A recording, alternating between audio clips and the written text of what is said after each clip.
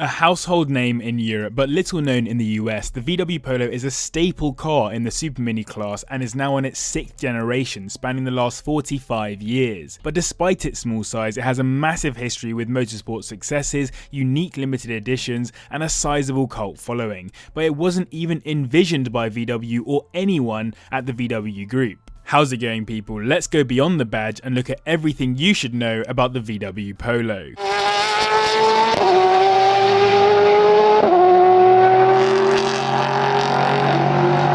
The year is 1973 and the oil crisis has just ravaged fuel prices across the globe, with the price of oil almost quadrupling at its lowest point. Consumers in Europe and the US suddenly became a lot more conscious of how much money they were spending on petrol. This led to the emergence of the supermini class in Europe, with cars that were cheaper, smaller, and more friendly on the wallet to keep running, with cars like the Renault 5 and the Fiat 127 leading the charge. You'd have thought a business as big as VW would have a car to compete in this class, but this wasn't immediately the case. In 1969, VW Group took over the ancient German motorbike and car manufacturer NSU, in part because they wanted to harness some of the NSU's knowledge on front-wheel drive cars, and merged it with another brand they owned called Auto Union, who had created Audi. The new company was named Audi NSU Auto Union AG, which is a bit of a mouthful, but that's sort of how the German language works. Just keep adding more words onto the initial word until it makes sense. Now, NSU had previously been in the process of designing a front-wheel drive small car to fit into the supermini class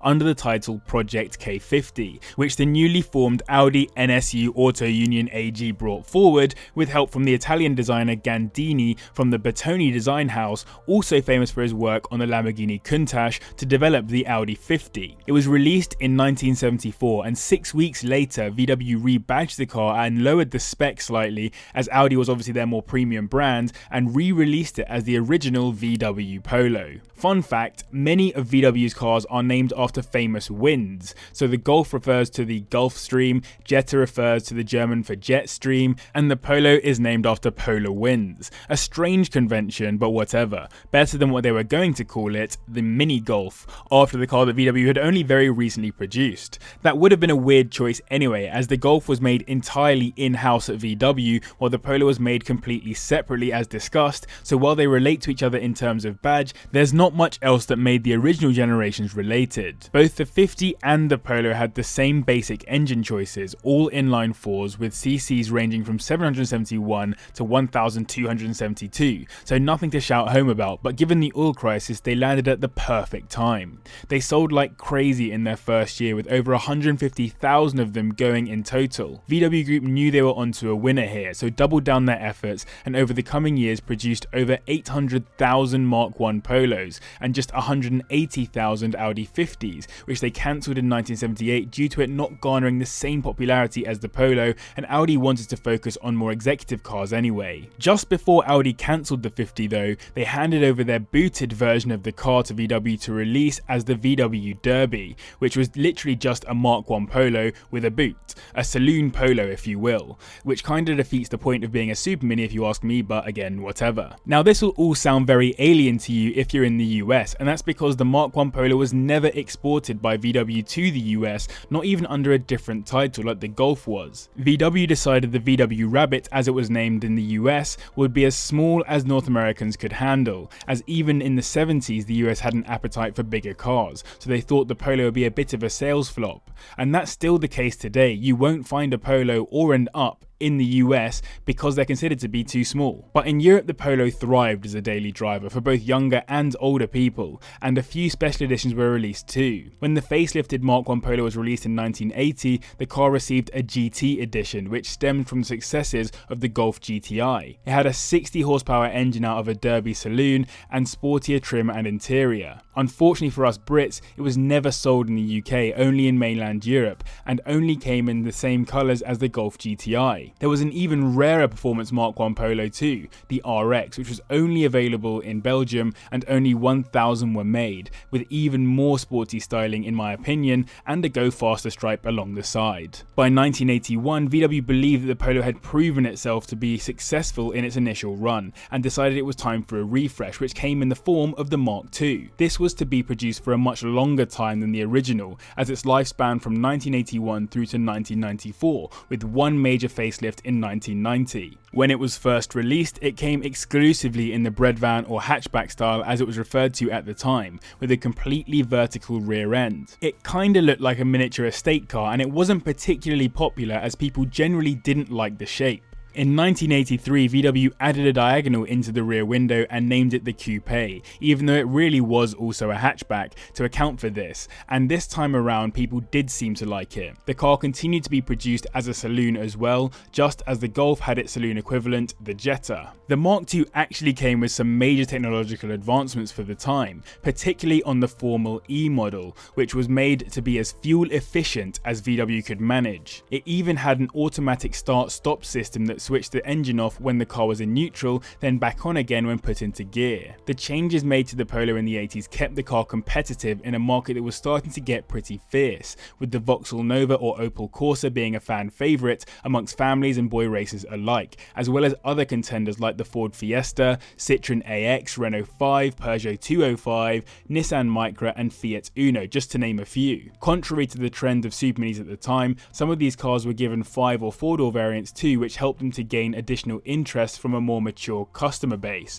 looking for a practical city car, but a 5-door never came for the Mark II Polo. What instead turned up was a bit of an experiment for VW. I mentioned they'd previously released the RX and GT versions of the Mark I Polo, but the Mark II brought about a fresh new platform for VW to play with, which led to this, the Polo GT G40. Alongside the innovations like start-stop, VW wanted to test out supercharging, so basically shoved one on a Polo and released an initial limited batch of 500 left-hand drive coupe models, which mostly sold to VW workers and are incredibly rare today. But the G40 every Polo fanatic remembers came following the car's facelift for the 1991 model year. This facelift brought about square headlights, bigger bumpers and an updated interior, while the exterior was also made slightly more round, following the trend at the time. This improved aerodynamics, but personally I definitely prefer the older, boxier shape, but that's just opinion. There were also changes to the suspension and chassis as well as the new brakes, but engines generally remained the same, although were given catalytic converters for emissions purposes. The Saloon Polo Classic ended production in 1992 after only being produced in Spain during the final years of its life, and the general feeling was that the Polo was starting to become a bit dated compared to its rivals. However, it still continued to sell pretty well, so VW basically relied on the continued popularity to draft and redraft their third generation car. Going back to the G40 though, VW produced a bunch of supercharged examples for all Polo markets. It was quick for its time and class, managing 0 to 60 in around 8.5 seconds, and gained some extra features like lowered suspension, special edition Le Mans Sport seats, and BBS alloys. However, sales weren't actually that great, as it cost only slightly less than the far more sought after Golf GTI, due to having very high production costs. It was used as a homologation or promotion car for the VW G40 Cup, and some modified examples were actually sold to consumers in order for them to race in the series. Many of these cars were really unreliable though, and they sort of tainted people's views of supercharging generally, which may have contributed to the popularity of turbochargers as the alternative. Either way, even though people seem to love the car now, it wasn't a massive sales success at the time. The second gen did mark a significant milestone for the Polo though,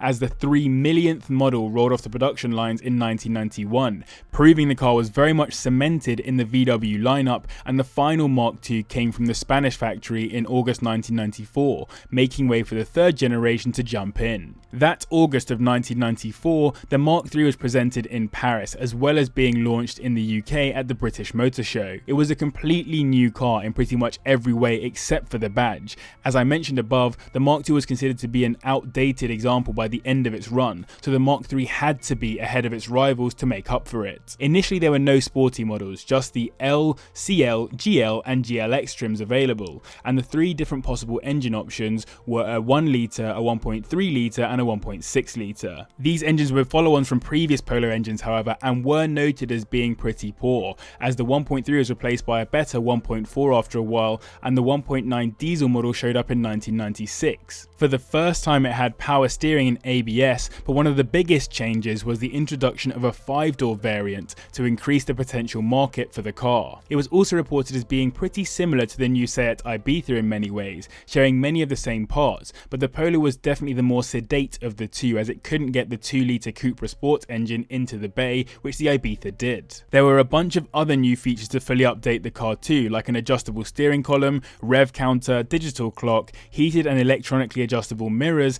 and a Sony radio and cassette player, meaning it was pretty well equipped for its class. This led to a pretty sizable waiting list when the car was first launched throughout Europe and the UK. A plethora of other random updates happened with the 3rd gen, like new door and steering column locks, an aluminium 1-litre engine with better performance and economy, and the return of the Polo Saloon, which kinda reminds me of an Audi A4 from the back, as well as a concept Polo with an electric folding roof you'd get on a 2CV. Due to the sheer number of different types of Polos, the 6 millionth Polo rolled off the production line, cementing this car as the 2nd most popular modern VW ever. People assumed that the Mark IV would become the next focus for VW, but from out of nowhere the Polo GTI appeared with almost identical dimensions to the original Mark I Golf, making it a super fun car to take out on the roads. However, the real star of the Mark III Polo show was the 1995 ultra limited multicoloured Harlequin, which was a reference to an old Beetle advert where a car was constructed using parts from multiple generations of the original Beetle,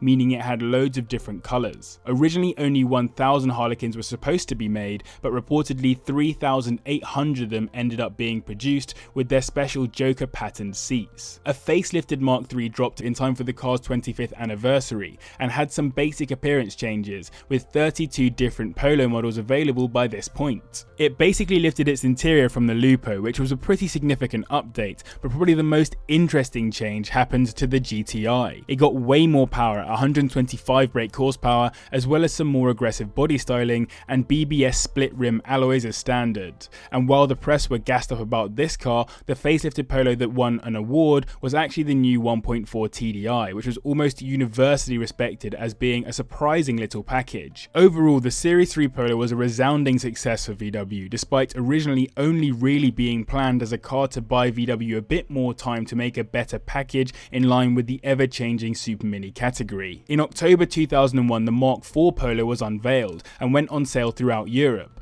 Similar to the 3rd generation, it shares its platform with the equivalent Ibiza as well as the Mark I Fabia, but harked back to the 2nd generation with its round headlights, which originally people didn't really like too much, but are now starting to become a little bit more endeared to. In fact, in general, the car world didn't really find it at all interesting, and it didn't really increase Polo sales by very much, and hit its peak in only its 2nd year before heading back into decline. Though it was the largest, most highly spec'd Polo to have ever existed, with aircon on all models except the base ones, like mine, all the driver aids you'd need, and basically everything you could want, it failed to excite in the same way as some of its rivals. It didn't get an estate version either, but it did still get a quite rare saloon variant. I would argue that because of this lack of interest, some of VW's great Polo ideas never came to fruition, and I've spoken at length about these in previous videos, like the Club Sport, R25 and GTI. They did, however, enter the Junior World Rally Championship with a Super 1600 Polo Mark IV,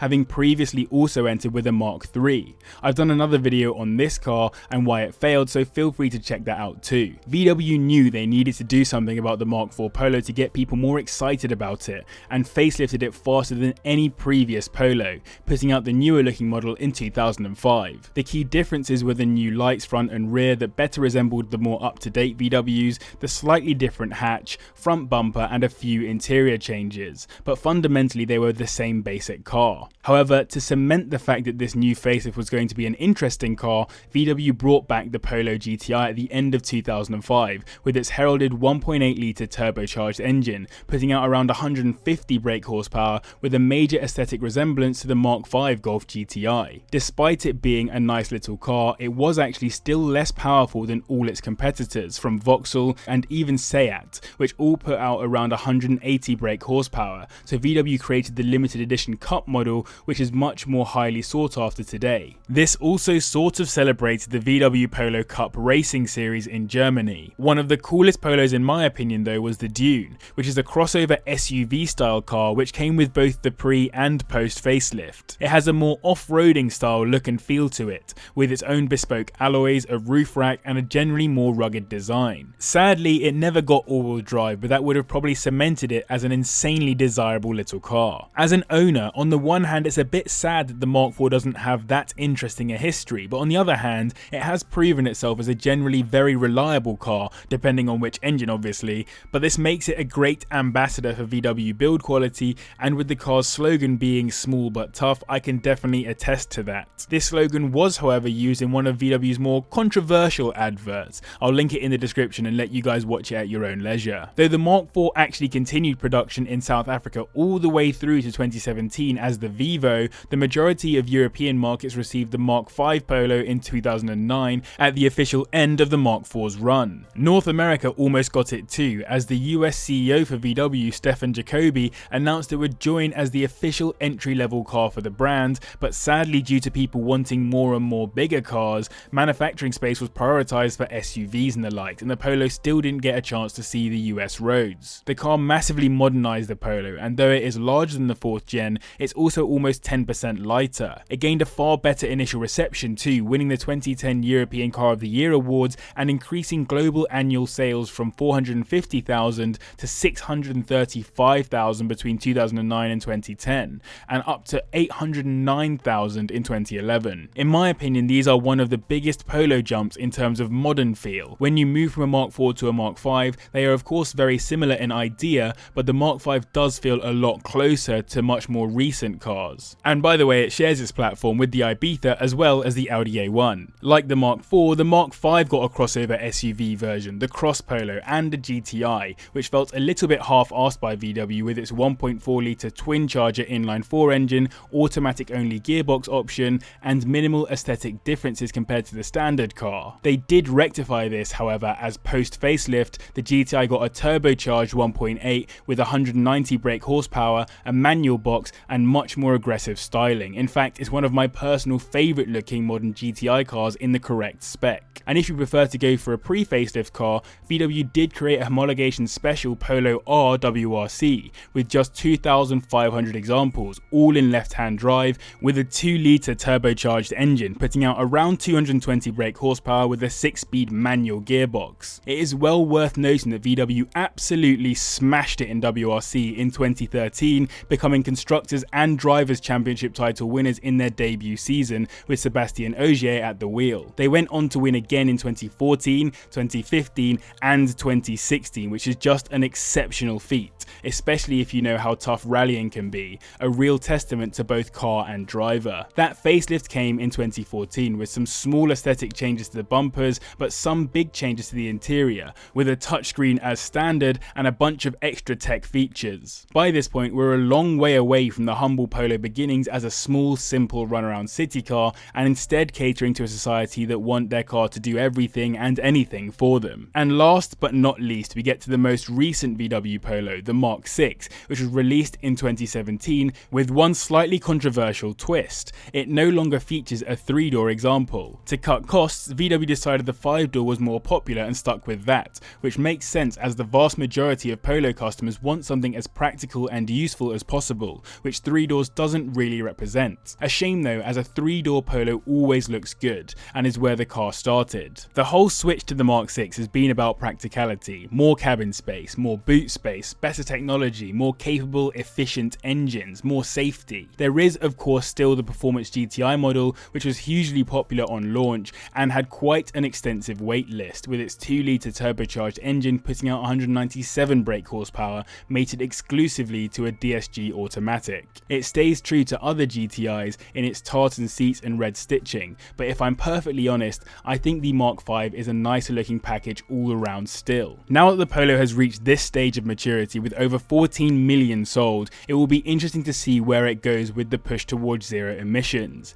If you look at VW's lineup of electric and hybrid cars, the Polo doesn't get a mention, and I fear that the ID3 might be the car that picks up up from the Polo in the future. In 2014, it was suggested there might be a compressed natural gas Polo and a plug-in hybrid electric Polo, but these never seemed to appear. I'd assume VW wouldn't let go of such a household name.